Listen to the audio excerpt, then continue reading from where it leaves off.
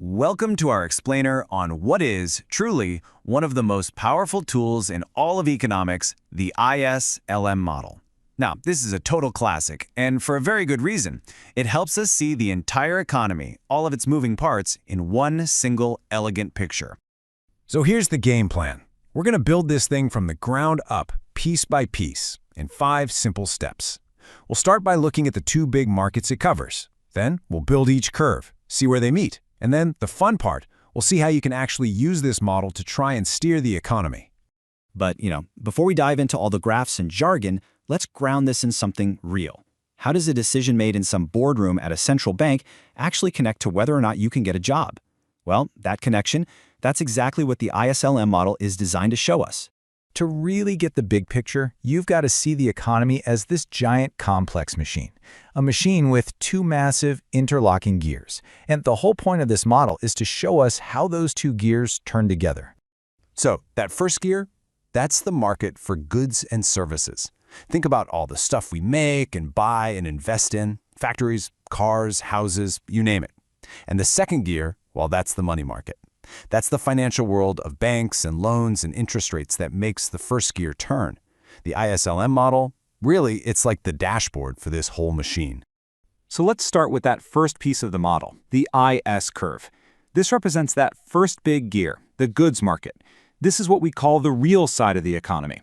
The IS literally stands for investment and saving. It's all about finding balance in the goods market. This curve shows us every single possible combination of the interest rate and the country's total income, where the amount of stuff being produced is exactly equal to the amount of stuff being bought.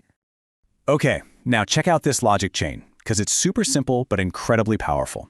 Step 1, interest rates fall. That means it's cheaper for businesses to borrow money to, say, build a new factory. So step 2, investment goes up. And step 3, all that new investment is spending, which boosts the whole economy, so total output rises. Simple, right? And that is the absolute crucial point right there. There's an inverse relationship between the interest rate, which we call R, and economic output, Y. As one goes down, the other goes up. And that is why the IS curve always slopes downward. All right, we've got one half of our model. Now let's tackle the second piece of the puzzle, the LM curve. This represents that other huge gear in our economic machine, the financial side, the money market. LM. It stands for liquidity preference and money supply. Now, liquidity preference sounds really complicated, but I promise it's not. It's just a fancy economic term for how much cash people want to hold on to, for everyday transactions, instead of tying it up in investments. So the LM curve just shows us all the points where that demand for cash is perfectly balanced by the supply of cash out there in the economy. And the logic here is kind of the opposite of what we just saw with the IS curve. Think about it. As the economy grows, people and businesses just need more cash on hand to buy and sell stuff. So if the total amount of money in the system stays the same, you've got more people chasing the same amount of cash. That competition pushes up the price of borrowing money, which is, you guessed it, the interest rate. So here's the bottom line for this curve. A hotter economy leads to a higher interest rate. This positive relationship between output, Y, and the interest rate, R, means the LM curve always slopes upwards. And this slide just lays it all out so perfectly, doesn't it? You can see these 2 opposing forces in the economy. The IS curve is telling us that lower rates are good for the real economy, while the LM curve shows that a good real economy leads to higher rates. It's a natural tension.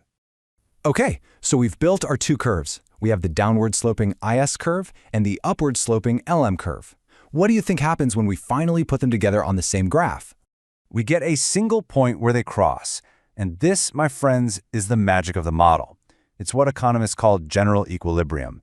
It is the one single, unique, sweet spot where both the real economy of stuff and the financial economy of money are perfectly in balance at the exact same time.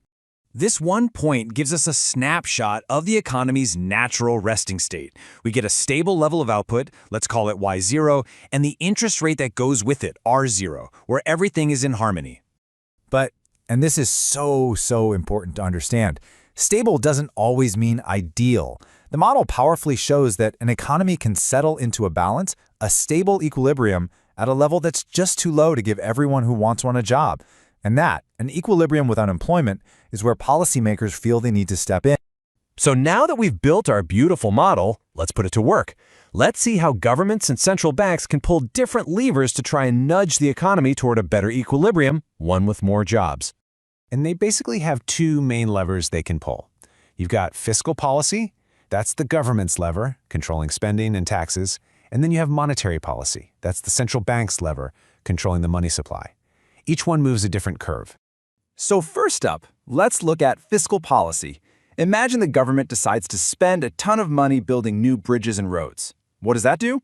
It injects a bunch of spending directly into the goods market. That shifts our entire IS curve over to the right.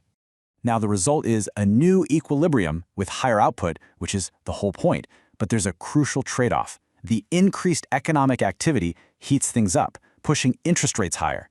And those higher rates can make it more expensive for private companies to borrow and invest, which can squeeze them out of the market.